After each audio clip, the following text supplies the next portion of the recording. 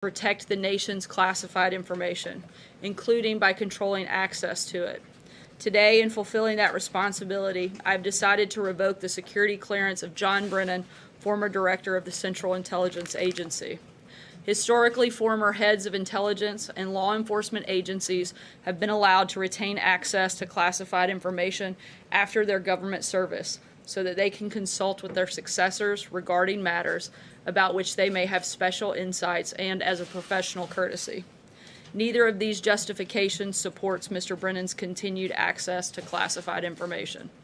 First, at this point in my administration, any benefits that senior officials might glean from consultations with Mr. Brennan are now outweighed by the risks posed by his erratic conduct and behavior. Second, that conduct and behavior has tested and far exceeded the limits of any professional courtesy that may have been due to him. Mr. Brennan has a history that calls into question his objectivity and credibility.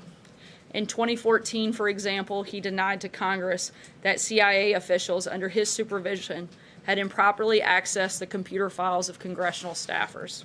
He told the Council of Foreign Relations that the CIA would never do such a thing. The CIA's Inspector General, however, contradicted Mr. Brennan directly, concluding unequivocally that agency officials had indeed improperly accessed congressional staffers' files. More recently, Mr. Brennan told Congress that the intelligence community did not make use of the so-called Steele dossier in an assessment regarding the 2016 election, an assertion contradicted by at least two other senior officials in the intelligence community and all of the facts. Additionally, Mr. Brennan has recently leveraged his status as a former high-ranking official with access to highly sensitive information to make a series of unfounded and outrageous allegations, wild outbursts on the internet and television about this administration. Mr. Brennan's lying and recent conduct, characterized by increasingly frenzied commentary, is wholly inconsistent with access to the nation's most closely held secrets and facilities, the very aim of our adversaries, which is to sow division and chaos. More broadly, the issue of Mr. Brennan's security clearance raises larger questions about the practice of former officials maintaining access to our nation's most sensitive secrets long after their time in government has ended.